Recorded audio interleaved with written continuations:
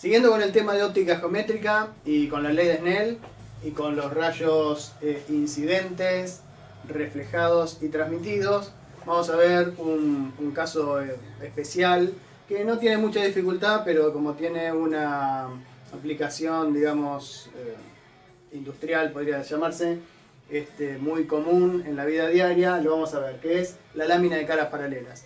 Y lámina de caras paralelas es cualquier objeto, en este caso transparente, que tenga sus caras paralelas entre sí. Por ejemplo, un vidrio, un bloque de vidrio que tenga una superficie de delimitación paralela a la siguiente, que son los típicos vidrios que nosotros usamos en nuestras ventanas. ¿Nuestras ventanas qué son?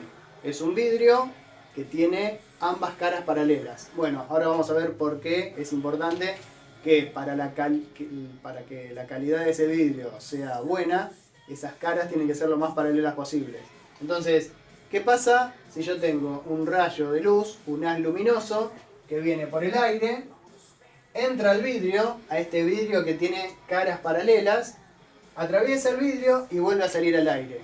¿Qué pasa con ese ángulo de inclinación de este haz luminoso? Supongamos, para poner un ejemplo, que el haz luminoso, o sea, el rayo incidente, llega a la frontera entre el aire y el vidrio con un ángulo de 45 grados.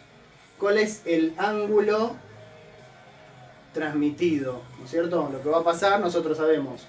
Llega el rayo incidente, una parte se refleja, lo que se refleja por ahora no nos interesa, pero una parte se transmite. ¿Está bien? Bueno, el índice de refracción del aire, ya lo dijimos varias veces, es prácticamente 1, es 1,000, bueno, es prácticamente 1, y un vidrio común tiene un índice de refracción que es más o menos 1,45.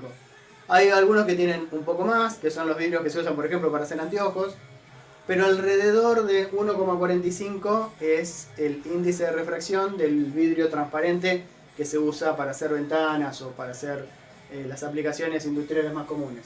Entonces, ¿cómo averiguo cuánto vale este ángulo transmitido?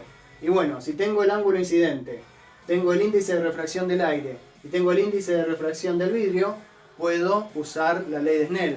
Y es lo que usé acá, ¿no?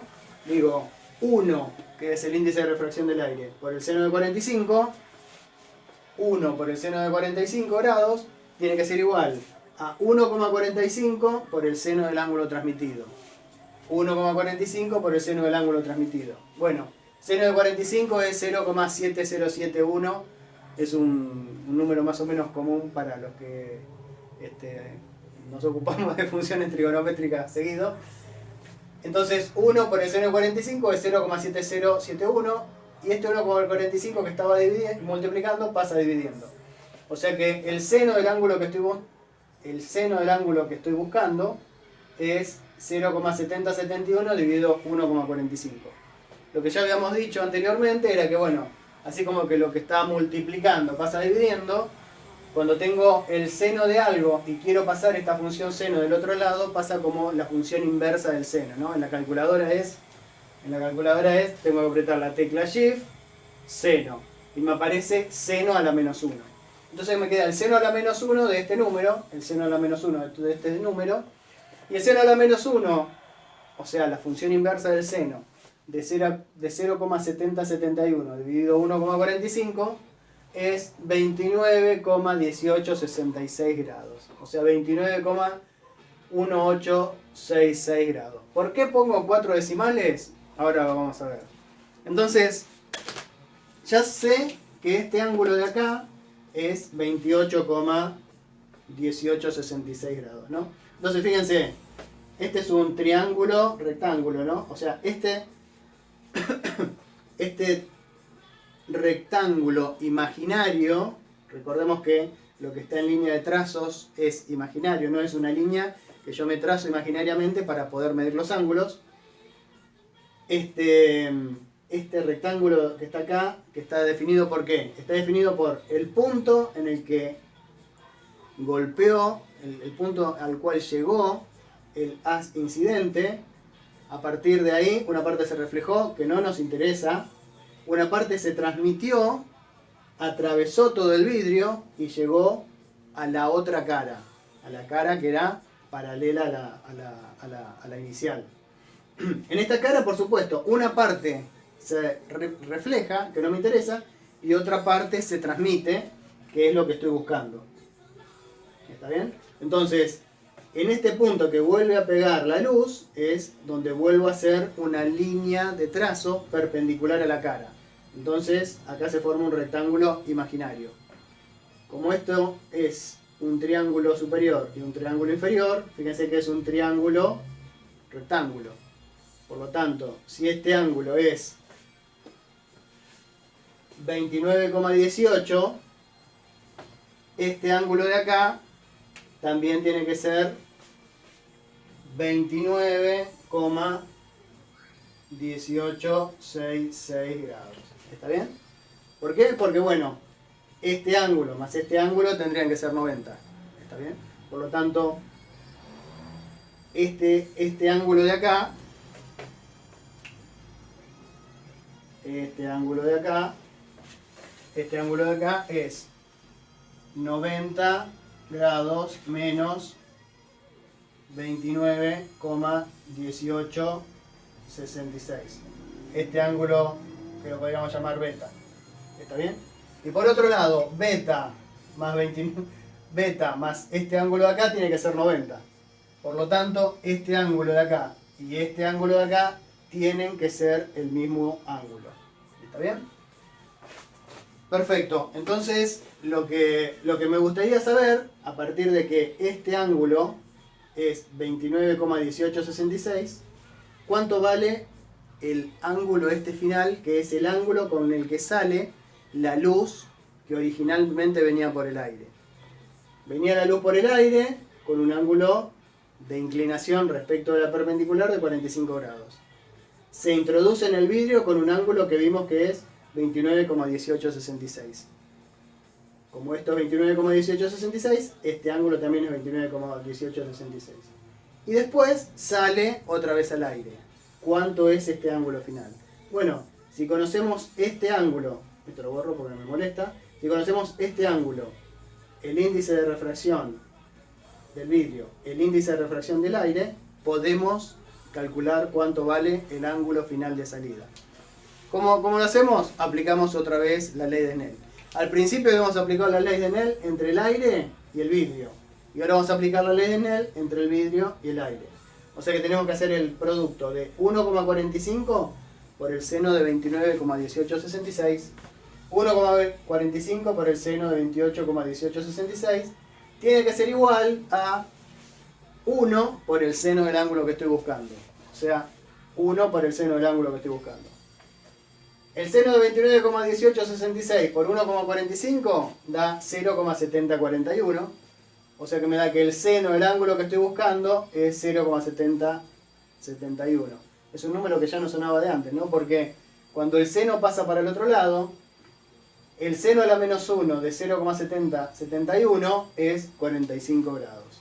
Es una cosa conocida que cuando yo tengo una lámina de caras paralelas, el ángulo con el que la luz entra es exactamente igual al ángulo con el que la luz sale. Este ángulo también es 45 grados. O sea, la luz entra con 45 grados, entonces sale con 45 grados. Si hubiese entrado con 30 grados, sale con 30 grados. Si hubiese entrado con 60 grados, sale con 60 grados. Entonces, ¿eso qué consecuencias tiene? Y bueno, tiene la consecuencia de que las imágenes no se deforman cuando pasan a través de una lámina de caras paralelas. Por eso la calidad de los vidrios que tenemos en nuestras ventanas vienen determinada en gran parte por cuán paralelas son las caras. ¿Está bien? Hay algunos vidrios que tienen algunas ondulaciones, entonces uno ve un árbol a través del vidrio y ve que el árbol queda deformado. ¿Está bien? Entonces, pero lo que pasa es que, esto sí es importante, fíjense, si venía un rayo de luz original y llegaba a nuestros ojos sin atravesar un vidrio, el rayo hubiese llegado